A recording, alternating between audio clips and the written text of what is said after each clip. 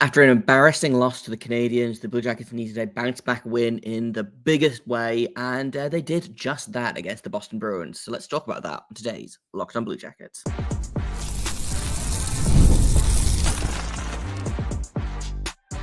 You're Locked on Blue Jackets, your daily podcast on the Columbus Blue Jackets, part of the Locked on Podcast Network, your team every day. Hello and welcome to Locked on Blue Jackets, part of the Locked on Podcast Network, your team every day. I am, as always, your host, Jay Foster, here to give you the good, the bad, and the ugly about your favorite team and mine, the Columbus Blue Jackets. Before we get things started, I want to thank everyone for making this your first listen of the day every single day. Locked on Blue Jackets is free and available on all podcast platforms, over on YouTube and on SiriusXM. I also have to let you know, this episode is brought to you by Indeed. Still searching for a great candidate for your company? Don't search, match with Indeed. And the Blue Jackets were searching last night for literally any offense, and also literally any defense, and also literally any goaltending. And honestly, they kind of came through with all three. Big win over the Boston Bruins. Elvis, I thought, was the MVP in this game by far. So we're going to talk about him today. We're going to talk about Mathieu Olivier, who has decided that he scores goals now, which is so fun. Going to talk about what changed between the Habs game and the Bruins game, because and I've kind of been tweeting about this for a while now, but this team looks like a different team, night in, night out. You know, you don't know whether you're going to get feast or famine. Last night they feasted. Against the Habs, it was famine all through California. Famine, Seattle, famine. They haven't won more than 2 games in a row yet this season. I think they've only won back-to-back games once. They are slowly making their way up out of the basement of the Metropolitan Division. If you saw by points percentage, they are now above. They're definitely above the Penguins, and they are also above. Where is it? Here we go. Oh no, they are just below the Flyers. So but again, the Blue Jackets have games in hand over every team in the division except for the Rangers, the Hurricanes. The Devils somehow have played 21 games, and the Blue Jackets have only played 18. The Rangers have only played 16 games, somehow. It's wild. I don't know what's happening here. The schedule is wonky, but they are not the same team that we saw in October, but we're seeing flashes of that. And again, this was a game that they needed to be good in a really big way. You know, they played well against Pittsburgh. They looked god-awful against Montreal, just genuinely maybe the worst I've seen them this season. And that was a really frustrating game because I don't even think the Habs played particularly well. The Habs also looked very bad. They just went on a little bit of a PDO bender for a minute there, and it cost the Blue Jackets. I think Tarasov had a weak game, which need to figure out what's going on there, because there was a lot riding on Tarasov coming into this season. Of a lot of people had written Elvis off and were ready to roll Tarasov as their number one. And admittedly, he hasn't played a ton this season, partially because Elvis has been playing better. So that's just kind of how it works. You roll with the hot hand. I think they are more invested in getting something from Elvis this season than they are from Tarasov. Tarasov's still young. He's not on an insane contract like Elvis is. And also, actually, it's been pretty equal. Just pulling it up, Elvis has played 10 games. Tarasov has played 8 games. And Elvis is back up to a .905 save percentage after last night. So they needed this. They needed this from Elvis. Again, I maintain they don't need to be Vezina level good. They need average goaltending out of Elvis, and that's what they're getting. Last night they got way better than average. I think he had a 966 or something. 1 goal on 29 shots. And some truly excellent saves, vintage Bobrovsky level saves, which is maybe a little bit sacrilege, but that's just how I call him, how I see him. Elvis was really, really good last night. He was good against the Penguins as well. He's had some rough games. Wasn't very good against LA. Wasn't very good against Seattle. Was great against San Jose, even though they lost. Was great against Pittsburgh. Was spectacular against Boston. He already has a shutout this season. He should have 2, really. The Oilers game was annoying for many reasons, but like when you look at his season now and then you look at what his first 10 games of last season were like, I'm actually going to pull those up because I want to see the stark difference. Like, Elvis started last season strong. He lost his first game, won 2 in a row, 2 overtime losses, another loss, a win. Then there was another loss. Then there was that Florida game where he allowed 3 goals on the first 3 shots of the period. Played exactly 6 minutes, or 6 minutes and 9 seconds technically. And then a shootout loss against the Rangers. But if you look at the save percentage, first 10 games of last season: 943, 960, 857, 889, 862, 875. There you go. Four games in a row where he wasn't great. 931, 926, 700, and then 925. And then you look at this season, and it's markedly improved. Again, had kind of a rough start this time. It was kind of a slowish start, but 885, 818, and then you've got 969, 1, 864, 926, 818, 875, 913, 966. And that 864, I'm kind of willing to write that one off a little bit because it was against Winnipeg, and he ended up making he faced 44 shots. So no, I'm not calling it an outlier, but I am willing to extend a little bit more grace against a game like that because it's the friggin' Winnipeg Jets, Elvis is much improved. Last season he finished with where is it? He finished with an 897 last season, which was an improvement on the season before that. His best season was his rookie season where he had a 923. He's currently sitting at a 905. Has allowed just under 3 goals a game on average. And he's looking good. He's looking mostly calm. He still has his moments. I thought, again, he had a couple of moments in last night's game where, which, by the way, it was really good to listen to John Davidson talk about this as well, because he was back on filling in for Jody Shelley duty. Jody Shelley with Amazon Prime on Mondays, obviously. So we got John Davidson as the color commentator, which was fun. But he was talking about, there was one save, and this was maybe the most Bobrovsky save, was he went from left to right as he was falling forward, just drops his stick and gets his blocker out. And that to me felt really vintage Bobrovsky of you drop your stick so you've got more movement in your hands. You don't need your stick when you're lying face down on the ice, essentially. And it worked. It stayed out. He made at least 3 or 4 A+ saves, I thought. The team gave the donkey hat to Olivier, which I do respect, and we're going to talk about Olivier in a second here. But for me, Elvis was the MVP of that game. It helped that the offense showed up. 5 different goal scorers. I think there was only 4 or 5 Blue Jackets that didn't get points in that game. I'm just pulling up the numbers now. But like I said, 5 different goal scorers. So players who didn't get points, which is a much shorter list: Kuraly, Aston Reese, LeBanc, Marchenko, Christensen, Jiricek. So 6 players out of the 18 skaters did not register points. So 12 different Blue Jackets got a point. The penalty kill was excellent. Would have liked more from the power play, but they were scoring well enough at even strength, and the 2 shorthanded goals as well. I forgot about that. Mathieu Olivier shorthanded goal, and then just a Danforth scored a shorthanded goal as well. So on the 6 power play opportunities the Bruins had, the Bruins scored 1 goal, and that was their only goal of the night. And the Blue Jackets scored 2 goals, so they actually outscored the Bruins on their own power play, which I thought was hilarious. Especially that Mathieu Olivier goal. That was the game winner. That's his 6th goal of the season, which is a career high for him. 18 games in? I don't know if he's played all 18, but I suspect he has. But so funny, truly so funny.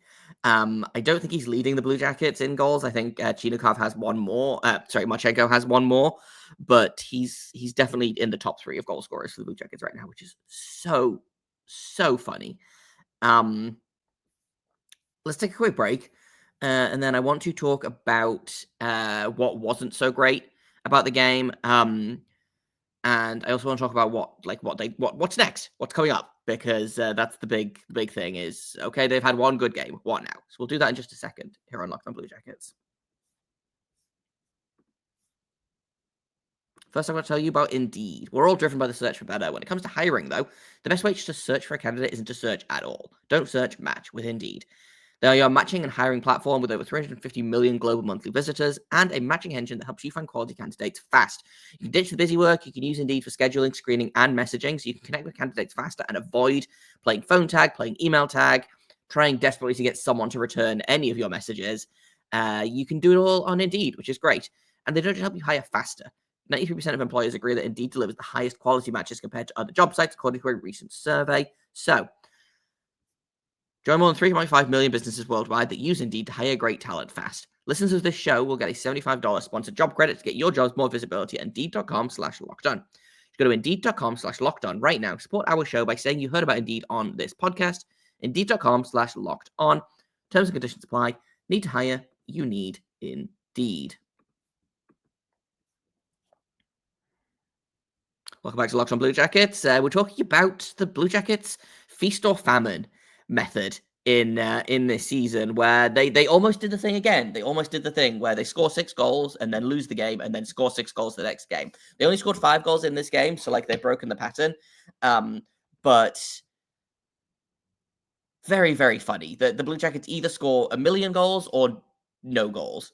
I think they've had one outlier in this, and that would have been the Islanders game where they won 2-0. But for the most part, the Blue Jackets have only won games where they've scored 5 goals or more, which is funny, also not super sustainable, which we all knew, and we knew that going out of October. They had a really good October, they scored a bunch of goals, and then obviously they came into November, they went on the road, and all of the offense dried up. Started to come back now. This was their first road win since, I think, the second game of the season against Colorado. I think was their last road win, which is just wild to think about. But the question becomes how do they keep rolling now? I talked about it a little bit in the first segment. The Blue Jackets have won back-to-back games one time this season. They haven't won 3 in a row for 3 seasons or something stupid like that. How do they start stringing together more wins? How do they play more like they did against Pittsburgh and Boston and less like they did against Montreal? And I don't have a definitive answer to that. I like the new lines that we'll put together, actually. I still think that they need to surround Fantilli with different players. He had an assist on that James Van Riemsdyk goal, which holy moly, that pass across the ice to Zach Werenski, that, what was it, a 50-foot tape-to-tape pass? Beautiful, incredible. Got an assist, I guess, secondary assist on that. That went towards the net. James Van Riemsdyk tipped it in. We love to see it. But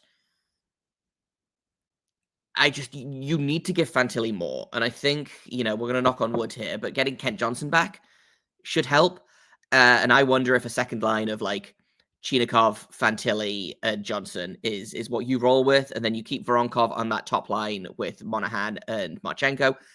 That's clearly a line that worked. The defense pairing switch up actually worked a surprising amount. So they've moved Provorov back to the right. They've got Werenski and Severson together, which is always an adventure. It is never boring. I'll say that. And then putting Provorov with Fabro, I actually like that as a combination.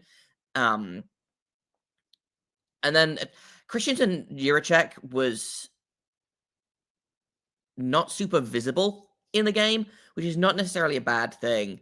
but wasn't great for David Jiricek's. Like, Don Waddell very kind of ominously said they're going to sort out the Jiricek situation this week, by which I mean they're going to send him down. And I know a lot of people are going kind of foaming at the mouth about, like, let's trade for David Jiricek. Let's give the Blue Jackets some garbage and some other garbage for David Jiricek. And to which I say, every time I have to see one of these like stupid trade proposals that are like, oh, we'll give you a second round pick and like Joshua Waugh, you owe me $10. You know, like, what are we doing here? Don Waddell has no reason to trade David Jiricek. Like, allegedly his agent isn't super happy. But okay.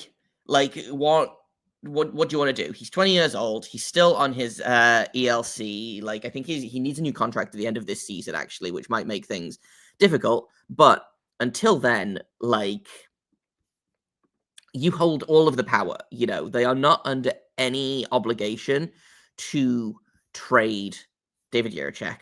You know, he has he has two years left on his contract, including this one. So he's not an RFA until 25-20, the end of the 25-26 season. So, like, send him down. There's no obligation to trade him. Like, it's not like he's going to be an RFA at the end of this year and he's going to, like, hold out for a new contract and insist on a trade and anything like that. And, like, he's 20 years old. Has he delivered as much as we thought he was going to deliver yet? No, but I wonder how much last season set him back in terms of his development, because it was like he would get called up. He would play a game and then sit in the press box for 3. He would get sent down. He would get called back up. He would get sent down. He would get called back up. Like, there was that one time where they called him up, so he missed the Monsters game, flew to, I want to say Seattle, maybe, was a healthy scratch. Then they sent him back down. He flew back to try and make the second Monsters game that weekend and didn't get there. So an entire weekend of games he could have been playing and wasn't. So, like, I wonder how much of that is affecting his game right now. I thought he was better last night with Christensen than he's been with Johnson, but, like, duh. But also, like, the problem last night was that he wasn't bad, I didn't think. He just wasn't super noticeable. And I don't think that kind of bodes great for his chances in terms of, like, making an impact. However, the team won. There was no, like, egregiously bad performances, I thought. Well, okay, maybe I'm going to eat my words on that one. I just pulled up his advanced stats, and this is a really good case of, like, the eye test and the stats telling a different story. But he and Christensen struggled last night. Jiricek specifically struggled. He was on the ice for 1 shot attempt for and 17 against, which is the worst I've seen in a minute. He got 0 special teams time. Played 3 shifts in the second period, 3 shifts in the third period. So, like, he has to. Something has to go here. Like, something's got to move.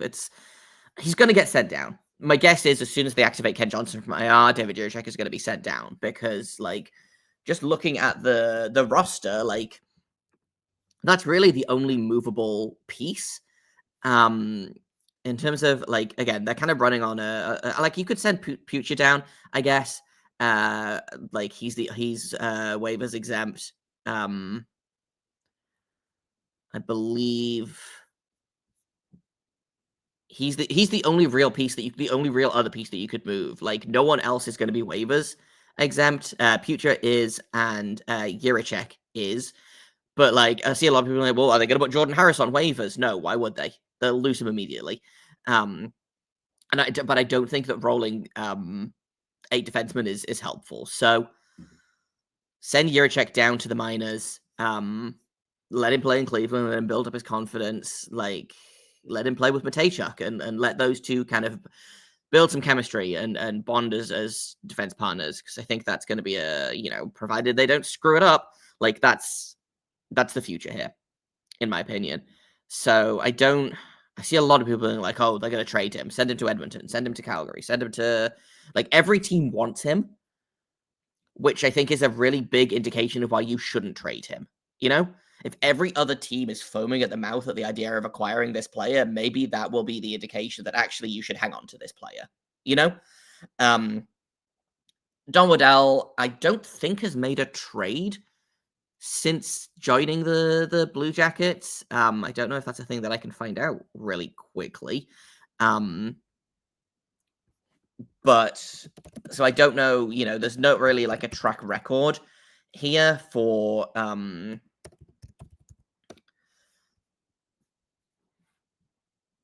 what am I saying? There's no like track record to look at for his time in Columbus. Like, oh, I guess that actually that's a lie. The Patrick Laine trade is, I think, the only trade that he's made that has like really done anything. I don't remember if the Texier trade was him or not. So was the Patrick Laine trade great? No, but it's a completely different beast to what's happening right now. And I think a lot of it as well is a lot of the focus was on, well, we don't want Patrick Laine's cap hit on the thing. So we're gonna take a hit in the return to not eat any of that cap. And then obviously, you know, if they'd had the beauty of hindsight, like what, 2 weeks later, they suddenly, you know, realized actually we've got more. Well, they didn't realize, but you know, with the death of Gaudreau, obviously removing his cap hit from the team, the Blue Jackets probably could have afforded to retain on Laine and maybe get a better return. But David Jiricek it's very much like, here's the thing. You'll be selling low on Jiricek right now because he hasn't really played, and when he has played, he hasn't been super effective. So it just, I don't know. What other team is he going to, and this is something else as well, is like, he's not NHL ready right now. He's struggling to stay in the lineup in Columbus, you know, which is a team that has a fairly weak roster. What do you do? So he gets traded. This is the thing. He's going to get traded to another team, and they will send him down to the minors as well. And then, you know, he's in exactly the same situation he's in, except on a different team. And I think they know that. I think this is maybe just them making noise to make noise, but I don't know. And if I'm wrong, I'm wrong. But I really genuinely can't see the benefit for either the team or the player to trade him right now, because the team is not going to get any kind of significant return. It's going to be pieces, you know? I was thinking the other night, like I was thinking last night about like, is there opportunity for like a McGrorty, Braden Yeager trade where both teams get like a similar-ish prospect, you know? Is there a prospect out there that's kind of in the same boat as Jiricek that could maybe would maybe be worth, you know, let's do a flip and see what happens? And I don't think there is off the top of my head. Like, I'd have to look into it. And that's probably what we're going to talk about later this week, actually, is, you know, what do you do with Jiricek? How do you fix the situation? Is there a trade out there that makes sense, etc.? But like every time I see a trade, it's like, we're going to give you this B prospect and a second round pick for your defensive prospect. And I'm simply not interested in that. Or I see people being like, well, we'll give you 3 replacement level roster pieces and a first round pick. And I'm like, nope, not interested. Thanks though. You know, I saw someone, actually, my favorite one that I saw was Jiricek and Columbus's 2025 unprotected pick for Logan Mailloux and Joshua Waugh. And I did laugh very, very hard at that one. So I did not spend all of this time talking about a Jiricek trade or, you know, the Jiricek of it all, but that's kind of my opinion is why they have no reason to trade him. Like, they hold all the leverage. He's not going to get a better situation anywhere else. Like, I don't think there's another team that he'll break into the roster on. Like, potentially Utah. Potentially, who was it? Nashville apparently is looking for a defenseman after shockingly losing Dante Fabro. Suddenly they're like, oh, actually, maybe we would like a defenseman here. I'm kind of quietly manifesting that they want Damon Severson. Not because I dislike Damon Severson, but that contract is going to look tough in a couple of seasons, I think. So if they would like Damon Severson, they are welcome to him. But it doesn't make sense to trade Jiricek, in my opinion. Maybe it happens, but I would be very surprised if it is. I don't see the point in giving up on a 20-year-old prospect that you drafted 6th overall. And they've talked about how this was a Kekalainen draft pick, and, Don Waddell is not going to have the same sentimentality over him that Kekalainen does. But I also think that Don Waddell knows he's been around long enough. He knows that sometimes defensemen take a little bit longer. He knows that, and here's the other thing as well, is that the team is working with Jiricek.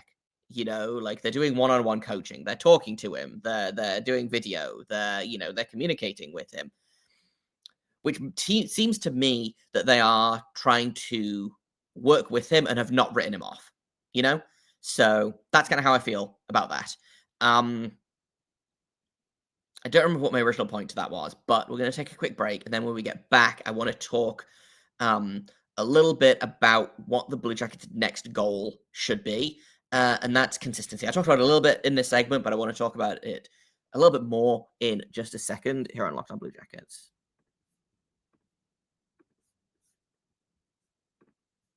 First, I've got to tell you about Prize Picks. What is Prize Picks? Well, it is the best place to get real money sports action. With over 10 million members and billions of dollars in awarded winnings, they've made daily fantasy sports accessible to all. All you got to do is pick more or less on at least 2 players for a shot to win up to 100 times your cash, so you can run your game all season long on Prize Picks. Prize Picks invented the flex play, which means that you can still cash out if your lineup isn't perfect. You can double your money even if one of your picks doesn't hit, and they've got an injury insurance policy, so your lineups stay in play even if one of your players gets injured. So if your player leaves in the first period and doesn't return, Prize Picks keeps your lineup live. And Prize Picks puts their members first, so all withdrawals are safe, fast, and secure. When my picks hit, I can get my money in as quick as 15 minutes, and they now offer Venmo for quick and easy deposits and withdrawals into your account this sports season. So sign up today, get $50 instantly when you play $5. You don't even need to win to receive the $50 bonus. It's guaranteed. So download the app today, use code LOCKEDONNHL to get $50 instantly after you play your first $5 lineup. That's code LOCKEDONNHL to get $50 instantly after you play your first $5 lineup. Prize Picks, run your game. Welcome back to Locked On Blue Jackets. We're going to finish off real quick here with what this team needs to do going forward. And not in specific things, but something that this team has been looking for is consistency. And even in the October where they were good, they were still like, okay, well, we're going to win a game and then lose a game. And then we're going to win 2 games and then we're going to lose a game. And then we're going to win a game and then we're going to lose 6 games, heading into November. So the November has been consistently pretty poor. They've got 2 wins in the month of November, and it's November 19th. So consistency for me is the big thing. And these new lines are, like I said, interesting. I think getting Kent Johnson back will help. Obviously, they'll have to make room for him in the lineup. That's what my point about Jiricek was he's going to go down to the minors because I just feel like that's the piece that makes the most sense. Then the Blue Jackets can carry 13 forwards or maybe 14 forwards and 7 defensemen, which to me is much more reasonable. But I do think also, do they keep the lineup the same beyond putting Kent Johnson in? Because they win. Do they mix things up? Do they try and tweak things? I think yes. I think that bottom pairing didn't work. Which I'll take the L on my opinion earlier in the episode. I said that I liked that pairing, that they didn't do much, but they were, not giving up a ton. Turns out they were giving up a ton. I just wasn't, I don't know. Sometimes you miss things, I'll take the L on that one. So I wonder if Harris slots back in. And again, my gut instinct is that Jiricek goes down to the minors when they activate Ken Johnson off IR, which could happen potentially today, could happen tomorrow. I do think last night's game was kind of not a last chance for him, but it was a, hey, we're going to put you in tonight. Depending on how you play is going to determine whether or not you get to stay in the NHL. Because if you don't play well enough today, then, someone has to get sent down. And there are only 2 eligible, waiver eligible players right now that are going to potentially be an option. Adam Fantilli is technically waivers eligible. I think Voronkov is technically waivers eligible as well.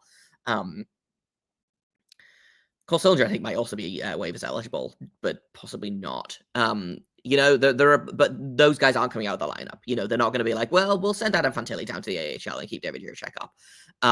He could have scored a hat trick last night, and I still think they would have been like, well, no, we're not going to send Adam Fantilli down. So there's going to be lineup tweaks, which is frustrating after a win when, the bulk of the players played really well. But I think probably what happens is Jiricek comes out, Harris probably goes in, and then my guess is Van Riemsdyk comes out for Ken Johnson. Ken Johnson slots in on Fantilli's wing. We hope. So my guess is it's probably going to be Johnson, Fantilli, LeBanc, because I like that line of Sillinger, Olivier, and Chinikov, I believe it was. That was a fun line, and I think they keep that together. I think they keep the top line together. Like, there might be some shuffling around on the fourth line, but Ken Johnson's not a fourth line player. So the trick is going to be to keep the consistency after, like, tweaking your lineup, I don't know how that's going to go, but that to me is the key. There is, okay, you've won one game. Okay, they've won 2 out of the last 3. It's fine. Like, they're not, again, like, it's still early enough in the season that I feel pretty good about what's happening in terms of, like, the play. I think playoffs are in the mix? Probably not. They've got about a week to climb back into a playoff position, and they've got 2 days off now. So I think they've got, like, 3 games before Thanksgiving. If they win all 3 of those games and, the teams above them lose, then, we're battling up a different conversation. But my guess is that by American Thanksgiving, this team is not going to be in a playoff spot, which is fine. Disappointing a little bit after the strong October, but making the playoffs was not, like, the stated goal this season. The stated goal was we're going to take steps forward, and also we're going to just try to not we're going to try to honor Johnny. That's been the thing all season. So, like, do I think they make the playoffs? Probably not. But hey, there's still an option there. Like, it's not out of the realm of possibility. They need to get consistent, though. They can't be winning a game and losing a game and winning a game and losing a game. Like, that's not what playoff teams do.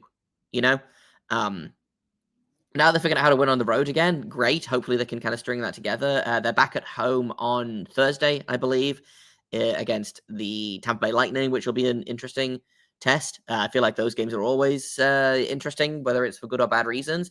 But they need to start rolling now. They need to keep building. I don't want to see any more lose a game, win a game, lose a game, win a game. Let's string some wins together. Let's make up for that miserable start to November. And, like, if you can get within, spitting distance of a playoff spot by the end of the month, like, that feels like a win to me. They've got games in hand over other teams, so, like, there is some opportunity to climb up there. But we'll see how that goes. That's it for today. Tomorrow we're going to talk about something. I'm not sure. I don't know. We're going to talk about, I had it written down and I've lost it.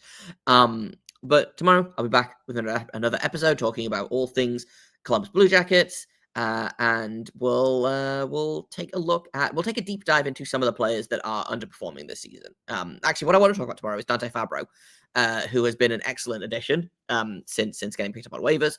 That's what I want to talk about. I've decided. So we'll talk about Dante Fabro tomorrow and how he's fitting in as a Blue Jacket. That's coming up on tomorrow's episode of Locked on Blue Jackets. I've been Jay Foster. You can find me on Twitter at _Jacob Foster, JAKOBFORSTER. You can find the show at LO_Blue Jackets on Twitter.